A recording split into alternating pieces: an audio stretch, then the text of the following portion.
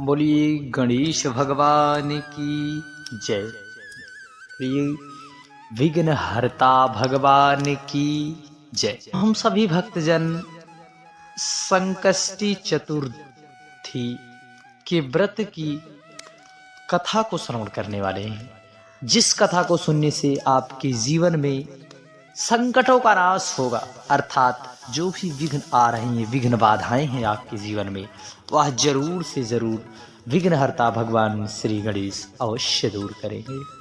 आप सभी भक्तजन बड़े ही सच्चे मन से, प्रसन्नचित भाव से भगवान श्री गणेश जी की यह बड़ी ही पवित्र पावन कथाएं अवश्य श्रवण करें। निश्चित है आप सभी भक्तजनों को यह कथा बहुत ही प्रिय लगेगी, क्योंकि भगवान गणेश जी की हर एक कथाएं हमें हमारे जीवन में आनंद की, सुख की अनुभूति कराती है। इसलिए आप सभी भक्तजन आज की यह कथा अवश्य सुनिए, क्योंकि आपके जीवन में विघ्नों को दूर करने वाले बल, बुद्धि, ज्ञान के देवता भगवान श्री गणेश जी की कथा अवश्य श्रवण करें। संकष्टी गणेश चतुर्थी व्रत करने से घर परिवार में विपदाएं जो आती हैं वह दूर हो जाती हैं। कई दिनों से रुके कार्य, अटके कार्य आपके संपन्न होने लगते हैं तथा भगवान श्री गणेश जी असीम सुखों की प्राप्ति कराते हैं। आप महीने के किसी भी चतुर्थी के दिन भगवान श्री गणेश जी की पूजा के दौरान संकष्टी गणेश चतुर्थी व्रत की कथा आपको अवश्य श्रवण करना चाहिए, क्योंकि शास्त्रों और पुराणों में इस कथा श्रवण का विशेष लाभ तथा महत्वपूर्ण लाभ होता है। पौराणिक कथा के अनुसार एक बार देवता कई विपदाओं से घिरे थे। तब वह मदद मांगने के लिए देवाधिदेव महादेव भगवान शिव जी के पास पहुंचे। भगवान देवाधिदेव महादेव कार्तिकी तथा गणेश जी के साथ बैठे। देवताओं की बात सुनकर भगवान शिव ने गणेश जी और कार्तिकेय जी से पूछा कि तुम में से कौन देवताओं के कष्टों का निवारण कर सकता है। तब सभी देवताओं की करुण पुकार सुनकर भगवान देवाधिदेव ने, महादेव ने अपने पुत्र गणेश जी और कार्तिकेय जी से यह बात कही। तब कार्तिकेय और गणेश जी दोनों ने ही स्वयं को इस कार्य को करने के लिए सक्षम बताया। इस पर भगवान शिव ने दोनों की परीक्षा लेते हुए कहा कि तुम दोनों में जो सबसे पहले इस संपूर्ण पृथ्वी की परिक्रमा करके आवेगा, वही देवताओं की मदद के लिए सक्षम होगा।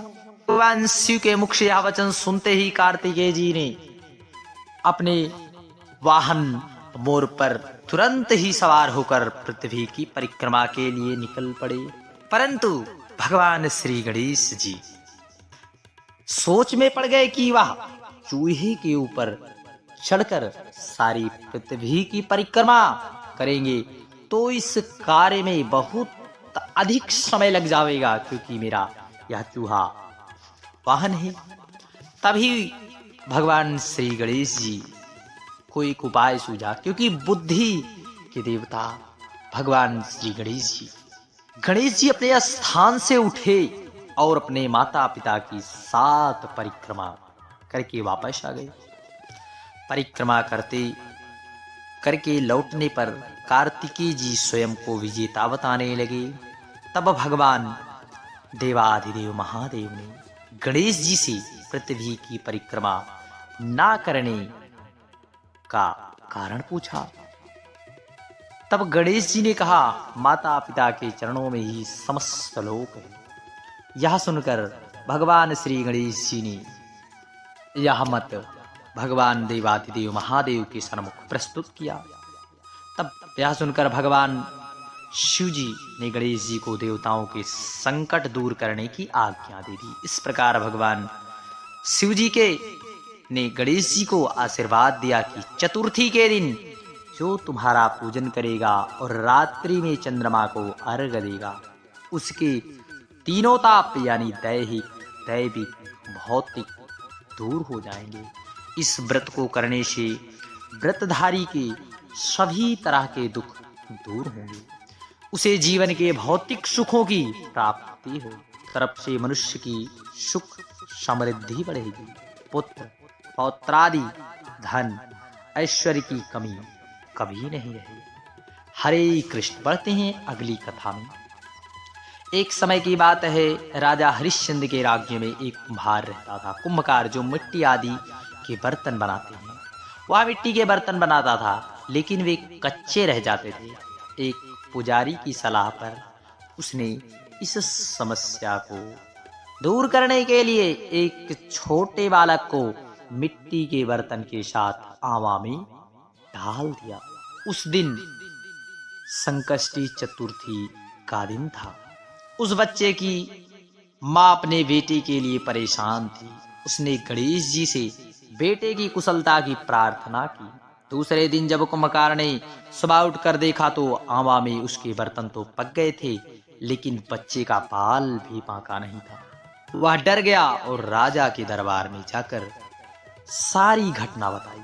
इसके बाद राजा ने उस बच्चे की माँ को बुलवाया तो माँ ने सभी तरह के विघ्न को दूर करने वाली संकष्टी चतुर्थी के व्रत का वर्णन किया। इस घटना के बाद महिलाएं संतान और परिवार के सौभाग्य के लिए संकट चौथ का व्रत किया करती हैं। यह कथा भगवान श्री गणेश जी की कृपा प्राप्त अवश्य कराएगी। आपके जीवन में भगवान श्री गणेश जी के चरणों में आपकी प्रीति सदा सर्वदा बनी रहे, ऐसी कामना हम भगवान श्री गणेश जी से अवश्य करेंगे।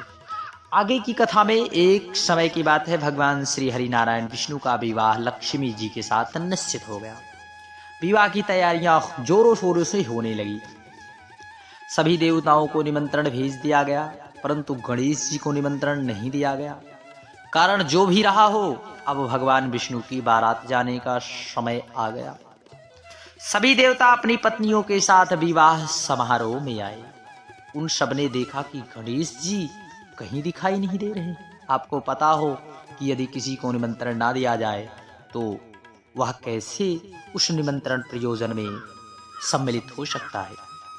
तब वे आपस में चर्चा करने लगे, क्या गणेश जी को नहीं न्योता दिया गया या स्वयं गणेश जी ही नहीं आए। सब इस बात पर आश्चर्य करने लगे। तभी सबने विचार किया कि विष्णु भगवान से ही इसका कारण क्यों ना पूछा जाए। विष्णु भगवान ने के पूछने पर उन्होंने कहा, हमने गणेश जी के पिताजी भगवान देवाधिदेव महादेव को न्योता भेजा था। यदि गणेश जी अपने पिता के साथ आना चाहते हैं तो आ जाए, अलग से न्योता देने की कोई आवश्यकता ही नहीं। दूसरी बात यह है कि उनको सवा मन मूंग, सवा मन चावल, सवा मन घी, सवा मन लड्डू का भोजन दिन भर में चाहिए। यदि गणेश जी आएंगे तो नहीं, यदि गणेश जी नहीं आए हैं तो कोई बात नहीं। दूसरे के घर जाकर इतना सारा खाना पीना अच्छा भी नहीं लगता। इतनी वार्ता कर ही रहे थे तो किसी ने सुझाव दिया कि यदि गणेश जी आ भी जाएं तो उनको द्वारपाल बनाकर बैठा देंगे कि आप घर की याद रखना। आप तो चूहे पर बैठकर धीरे धीरे चलोगे तो बारात से बहुत पीछे रह जाओगे। यह सुनकर भी सबको बातें पसंद आई। वे भगवान विष्णु ने भी अपनी सहमति दी। होना क्या था, इतने में गणेश जी वहां आ पहुंचे और उन्हें समझा बुझाकर घर की रखवाली में बैठा दिया। बारात चली गई। तब नारद जी ने देखा कि गणेश जी तो दरवाजे पर ही बैठे। गणेश जी के पास गए और रुकने का कारण पूछा। तब गणेश जी कहने लगे, भगवान विष्णु ने मेरा बहुत अपमान किया है। नारद जी ने कहा, आप अपनी मूषक सेना को आगे भेज दें तो वह रास्ता खोद देंगे, जिससे उनके वाहन धरती में धंस जाएंगे। तब आप सम्मान पूर्वक आपको बुलाना पड़ेगा। अब वे गणेश जी ने अपनी मूषक सेना को जल्दी से आगे भेज दिया और सेना ने जमीन को पोल कर डाला। जब बारात वहां से निकलती तो रथों के पहिए धरती में धंस जाते। लाख कोशिश करने पर पहिए नहीं निकलते। सभी ने अपने अपने उपाय कहे, परंतु पहिए तो नहीं निकले, बल्कि जगह जगह से टूट गए। किसी के समझ में नहीं आ रहा था क्या किया जाए, क्या ना किया जाए। तब नारद जी ने कहा, आप लोगों ने गणेश जी का अपमान करके अच्छा नहीं किया। यदि उन्हें मना कर लाया जाए तो आपका कार्य सिद्ध होगा, यह संकट टल सकता है। भगवान शंकर ने अपने दूत नंदी को भेजा और गणेश जी को लेकर आए। गणेश जी का आदर सम्मान के साथ पूजन हुआ। तब कहीं रथ के पहिए निकले। अब रथ के पहिए निकल तो गए, परंतु ये टूट फूट गए, तो उन्हें सुधारेगा कौन। पास के खेत में खाली काम पास के खेत में कर रहा था, उसे बुलाया गया।